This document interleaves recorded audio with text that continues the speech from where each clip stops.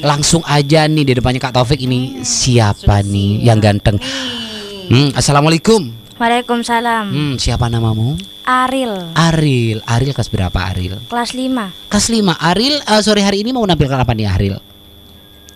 Membaca cerita. Membaca cerita. Ceritanya tentang apa dong? Uwais Al-Qarni, sahabat Nabi. Uwais Al-Qarni, sahabat Nabi gitu ya. Uwais Al-Qarni Kak Win. Penasaran nih. Oke, Uwais Al-Qarni. Ceritanya nih ya maksudnya. Langsung aja ya. Nah, adik-adik semua yang ada di rumah dan juga di studio, inilah tampilan dari siapa? Aril yang akan menceritakan sebuah cerita Uwais Al-Qarni. Silakan Aril. Uwais Al-Qarni berasal dari kabilah Murad dari Kaum. Uwais Al-Qarni sangat dicintai Rasulullah dan penduduk langit. Dalam sebuah hadis Nabi yang diriwayatkan oleh Imam Muslim, sesungguhnya tabi'in yang terbaik adalah seorang laki-laki yang bernama Uwais. Jika bertemu dengannya, perintahkanlah padanya untuk memintakan ampun untuk kalian. Demikian sabda Nabi kepada Umar bin Khattab. Uwais Al-Qarni berpenyakit sopak. Tubuhnya belang-belang. Meskipun cacat, ia adalah pemuda yang solih dan sangat berbakti pada ibunya. Ibunya adalah seorang perempuan tua yang lumpuh. Uwais tak pernah lelah merawat dan memenuhi semua permintaan ibunya. Hanya satu permintaan yang belum ia laksanakan. Suatu hari ibunya berkata, "Anakku, mungkin ibu tidak lama lagi akan bersama denganmu. Usahakan agar ibu dapat mengerjakan haji," pinta ibunya. Uwais terkejut. Perjalanan ke Mekah sangatlah jauh, melewati padang pasir yang tandus dan panas. Orang-orang biasa menggunakan unta dan banyak berbekalan. Namun Uwais sangat miskin dan tidak memiliki kendaraan. Uwais terus berpikir mencari jalan keluar. Kemudian dibelilah seekor anak lembu. Subhanallah, ternyata Uwais membuatkan kandang di puncak bukit. Setiap pagi beliau bolak-balik menggendong anak lembu itu naik turun bukit. Uwais gila, kata orang-orang. Ya, kelakuan Uwais memang sungguh aneh. Tak pernah ada hari yang terlewatkan. Dia menggendong lembu naik turun bukit. Makin hari, anak lembu itu makin besar dan makin besar tenaga yang diperlukan Uwais. Tetapi karena latihan setiap hari, anak lembu yang membesar itu tak terasa lagi. Setelah 8 bulan berlalu, sampailah musim haji. Lembu Uwais telah mencapai 100 kg. Begitu juga badan Uwais kian kuat. Dia menjadi kuat mengangkat barang. Barulah sekarang orang-orang tahu apa maksud Uwais menggendong lembu setiap hari. Ternyata ia latihan untuk menggendong ibunya. Uwais menggendong ibunya berjalan kaki dari Yaman ke Mekah. Alangkah besarnya cinta Uwais kepada ibunya. Ia rela menempuh perjalanan jauh dan sulit demi memenuhi keinginan ibunya.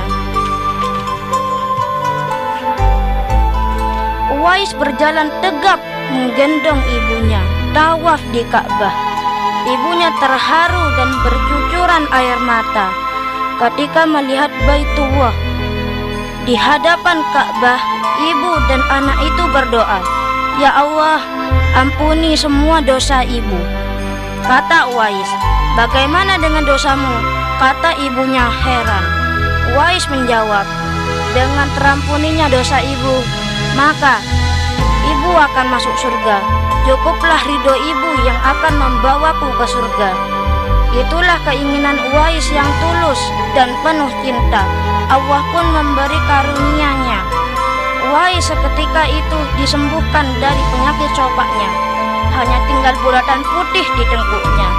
Hikmah disisihkannya bulatan putih di tengkuk itu sebagai tanda bagi Umar bin Khattab dan Ali bin Abi Thalib, dua sahabat utama Rasulullah, untuk mengenali Uwais. Umar dan Ali sengaja mencari Uwais di sekitar Ka'bah karena Rasulullah berpesan, di zaman kamu nanti akan lahir seorang manusia yang doanya sangat makbul. Kamu berdua pergilah cari dia. Dia akan datang dari arah Yaman. Carilah dia. Jika berjumpa dengannya, mintalah doa untuk kalian berdua. Kisah bertemunya Umar bin Khattab dengan Uwais Al-Qarni. Ketika Umar ditemui oleh rombongan pasukan dari Yaman, ia berkata, "Apakah dalam rombongan kalian ada yang bernama Uwais Al-Qarni?" "Iya, ada." Kemudian Umar mendatangi seseorang di antara rombongan itu dan berkata, "Benarkah engkau Uwais bin Amir?" Uwais menjawab, "Iya, benar." Umar bertanya lagi, benar engkau dari Murad, dari Kang?" Uwais menjawab, "Iya." Umar bertanya lagi, "Apakah benar engkau memiliki seorang ibu?" Uwais pun menjawab, "Iya." Kemudian Umar berkata, "Mintalah kepada Allah untuk mengampuniku." Kemudian Uwais mendoakan Umar dengan meminta ampun kepada Allah. Umar kemudian bertanya kepada Uwais, "Engkau hendak kemana, wahai Uwais?" Uwais menjawab, "Ke Kufar." "Bagaimana jika aku menulis surat kepada penanggung jawab di negeri Kufar supaya membantumu?" kata Umar. Uwais Al-Qarni menjawab, "Aku lebih suka menjadi orang yang lemah." Kata Imam Nawawi, Uwais adalah orang yang menyembunyikan keadaan dirinya. Rahasia yang ia miliki cukup dirinya dan Allah yang mengetahuinya. Tidak ada sesuatu yang nampak pada orang-orang tentang dia. Itulah kisah tentang hamba Allah yang salih. Sejarah mencatat orang-orang soleh yang tersembunyi dari publik, tidak pernah terkenal di mata manusia, namun mulia di hadapan Allah. Begitu banyak manusia yang terkenal di dunia, namun tidak tercatat sebagai hamba yang soleh. Begitu banyak orang yang terkenal dengan hartanya, dengan jabatannya, dengan statusnya, namun tidak mulia di hadapan Allah. Hamba Allah yang soleh meski rendah jabatannya, rendah status sosialnya, namun bertakwa kepada Allah, keadaannya tidak membuat kufur nikmat dan meratap. Bahkan sebagian besar orang-orang soleh hidupnya dalam kondisi memprihatinkan. Semoga kita dapat mengambil ibrah dengan kisah Uwais Al-Qarni dan hamba-hamba Allah. Wallahu ta'ala a'lam. Wow. Terima kasih Ariel. Tepuk tangan dong. Ariel, tepuk tangan dong. Bagus ya.